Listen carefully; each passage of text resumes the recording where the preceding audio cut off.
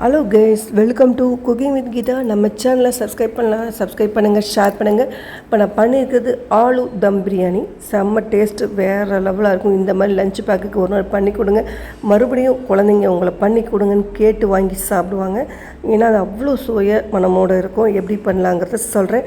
முதல்ல ஒரு கப் அளவுக்கு தயிர் எடுத்து ஆட் பண்ணிக்கோங்க. அதுக்கப்புறம் அதில் என்னென்ன பொருள் போட போகிறோன்னா உருளைக்கிழங்கு, கேரட்டு ஒன்று உருளைக்கிழங்கு பொடியாக 2 நறுக்கி கொஞ்சம் போட்டுக்கோங்க. கேரட்டு நறுக்கி போட்டேன். மிளகாய்த்தூள், அப்புறம் மல்லித்தூள், மஞ்சள்தூள், கரம் மசாலா, அப்புறம் கொத்தமல்லி கொஞ்சம், எல்லாத்தையும் உப்பையும் போட்டுட்டு லைட்டாக பரட்டி வச்சுருங்க. பரட்டி ஒரு 10 நிமிஷம் நல்லா ஊறட்டும்.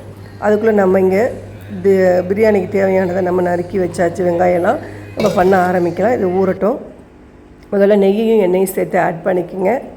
அதுக்கப்புறம் பட்டை, கிராம்பு, சோம்பு, கல்பாசி, நட்சத்திர முக்கு எல்லாத்தையும் மசாலா ஐட்டம் என்னமே இருக்கும் எல்லாத்தையும் தாளிச்சிட்டு பூண்டு பொடியாக நறுக்கி அதையும் போட்டுக்கோங்க. பச்சை மிளகாய் 2, வெங்காயம் பொடியாக நறுக்கி போட்டுக்கோங்க.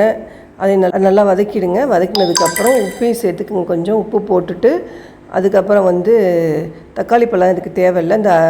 நம்ம மிக்ஸ் பண்ணி வச்சோம் பாருங்கள், அதை சேர்த்துட்டு அரிசி பாஸ்மதி ரைஸாக இருந்தால் இன்னும் சூப்பராக இருக்கும்.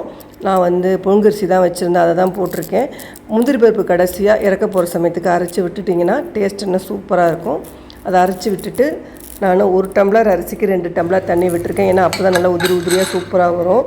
பாருங்கள், இப்போ ஓப்பன் பண்ணி பார்த்தாச்சு. நல்லா வாசனையாக கமன்னு நல்லா உதிரியாக இருக்குது பாருங்கள். நல்லா சைடில் பார்த்து இருக்கணும். இன்னும் பிரியாணி அரிசியாக இருந்தால் இன்னும் சூப்பராக இருந்திருக்கும்.